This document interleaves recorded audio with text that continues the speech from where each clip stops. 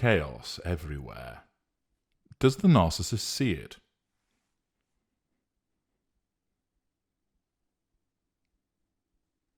Many narcissists have haphazard lives. In and out of relationships, falling out with friends, kicking off with their employers, getting sacked, getting hired, getting fired, falling out with the kids' teachers, falling out with the kids' football trainer, falling out with the kids' friends' parents, falling out with the neighbours. Finances up and down, overspending, having houses repossessed, getting kicked out and evicted from tenancies, suffering from poor health, attending an event and causing mayhem, causing a fight, getting caught out, cheating with somebody else's spouse, getting chased down the road naked after being found engaging in Ugandan affairs with a police officer's wife. Chaos, chaos everywhere. Of course, not all narcissists fall into that category. Many narcissists sail through life serenely, like a super yacht, plotting a course from island to island, drinking up the fuel, asserting control, acquiring the character traits and residual benefits, effectively, serenely, without complication. And where there might be chaos caused, it's entirely intentional, whereby from the deck of that super yacht a missile is launched so that it explodes far away from the narcissist, causing carnage elsewhere. No surprises that the yacht belongs to the greater or the ultra-narcissist. But for many narcissists, even including those with the facade, the mid-ranger, their lives can be viewed as chaotic. Many of you listening to me now will be able to think of examples of the narcissists that you had an involvement with and think, when I met them, they were all over the place. Certainly, they seemed to hold things together with regard to me in the golden period, but when I entered the sustained devaluation, it blew up. It was drama armor. Chaos, problems, the up, the down, the round and round, the merry-go-round, the wild behaviours. Some of it exciting, some of it frightening. But it was a chaotic existence. Or, even where it's not a romantic ensnarement, you might look at members of your family that you've now deduced a narcissist and seen how they lead a chaotic life, brawling with the brother, slandering the sister, falling out with ma and pa, coming to a wedding, getting drunk, sticking their hand in the wedding cake, banging a bridesmaid, all manner of dysfunctional behaviours. Even the ones that maintain a facade. Once that is peeled back, stories of fraudulent activity emerge. Hidden and covert affairs are suddenly brought into the light of day. Nasty behaviours about colleagues behind their back, backstabbing, office politicking. You would think, therefore, surely the narcissist observes this mayhem, this crazy chaos, and asks himself, what the hell am I doing? Well, of course, you would think that, looking at it from the empathic perspective. You generally try to order your life, and therefore the life of many narcissists, though as I say not all, appears perplexingly ridiculous to you. Why is it that the house is always a tip? Why are they always late? Why are their kids never dressed properly? Why are they always getting into trouble with the law? Why are they unreliable? Why are they always turning up later than they said they would do? Why do they forget things? Why do they get things wrong? Of course, all of these things happen because they are incidental to the prime aims. The two most important prime aims are fuel and control. So let's begin by drawing a graph of your life. And let's have the following items on this graph. Control, money, friends, family, romantic relationship. Now, assuming there are no narcissists in the mix, The line for your finances, it will go up and down, but generally speaking, you're in a job, you pay your bills, you're accumulating some savings, you're sensible with your money, and bar incidents such as losing your job or suddenly having a large amount of money to shell out, your finances stay fairly stable. So there's a relatively straight line. Your goings-on with family, you get on well with them. There's the occasional grumbling about where to go at Christmas, whose responsibility it is to sort out the turkey for Thanksgiving, but again, that line will be largely straight. Ditto the one for friends. You get on with your friends, you don't fall out with them.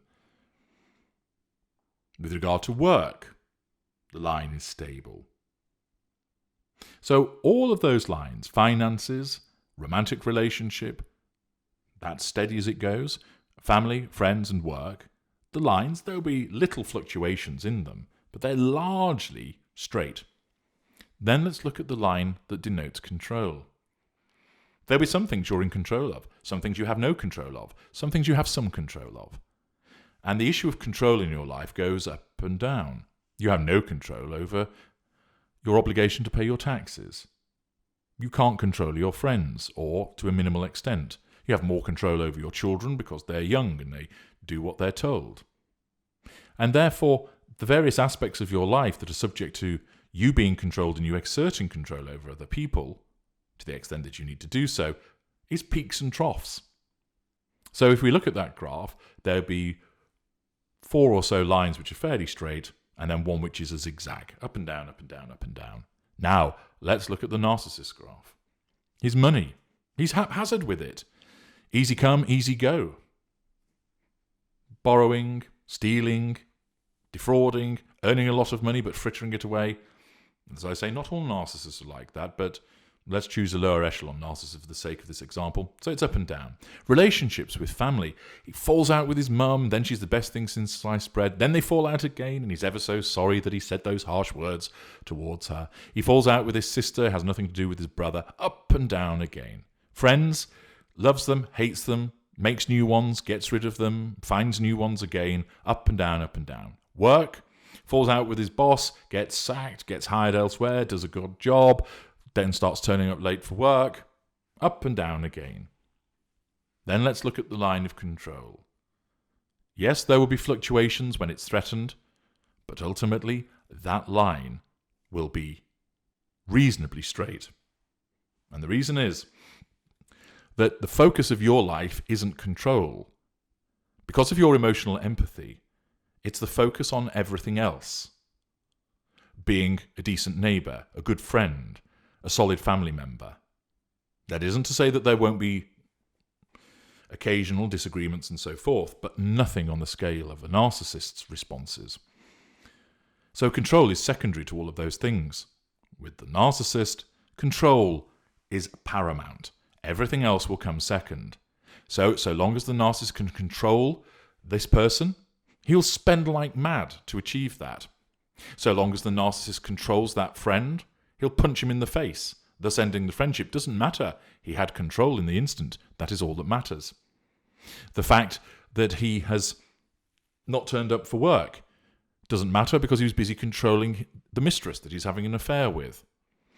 And therefore, in the world of the narcissist, control as part of the prime aims comes first, everything else comes second. Now, of course, with upper echelon narcissists, they are far more capable, and we are able to not only assert control, but keep all of those other aspects relatively stable. And even where there is a degree of instability, for example, a greater narcissist jettisons a friend, it's no biggie, because he has so many, one going missing isn't a problem. In fact, that disengaged, non-intimate secondary source will feel it more than the narcissist does. But with the lower echelon narcissists, the narcissism is brilliant at getting control at the cost of everything else. And that's why their lives are so chaotic. Does the narcissist look at this and think, goodness me, my life is chaotic, I really need to pull myself up by the bootstraps? I'm sure you can anticipate the answer to this. It's no. Why? Because it's never his fault. So lesser narcissists tend not to actually notice the chaos because they're just this wrecking ball going through life. Mid-range narcissists can see, yes, I know my finances are all over the place, and then here it comes, but if my boss would give me a pay rise for all the hard work I do, I wouldn't be in this difficult position to begin with. It's his boss's fault that his finances are crap, not his. It's not the fact that he goes gambling, it's because his boss doesn't give him enough money. Ask him about his relationships. Oh, and he'll gladly sit down and bore the arse off you, telling you about the previous girlfriend was an alcoholic, the one before that was a control freak, the one before that was abusive, the one before that was a meth head, the one before that was the town bike and shagged everything that moved. All the relationships ended, nothing to do with him. He's the hard done to, poor middle range type B narcissist. They were all the harpies, sluts and whores that caused him a problem. It's their fault. So, yes, I can understand why you might think that my life is chaotic, but it's not my fault. So some narcissists don't even see it. The ones that do don't accept it's their fault, because the narcissism always rejects that accountability through projection, triangulation, blame shifting, etc. And with some narcissists, the chaos is only caused to people rather than being in the narcissist's life themselves. So when it comes to the question of chaos everywhere, does the narcissist see it? Generally speaking, with lesser narcissists, they don't. And if they happen to, it's a shrug and so what? Because it's not their fault. They asked for it. He got in my way. He's an arsehole. He deserved it. It's my way or the highway. Fuck you. Fake news. Or the mid-ranger, they can see what you're driving at, but there's a sob story behind it. A hefty amount of blame shifting. Never their fault. Caused by somebody else. Hard done to. World's against me. Universe has cursed me. And with the greater and the ultra, the chaos is caused elsewhere and not in the world of the narcissist. I'm H.G. Tudor. Thank you for listening.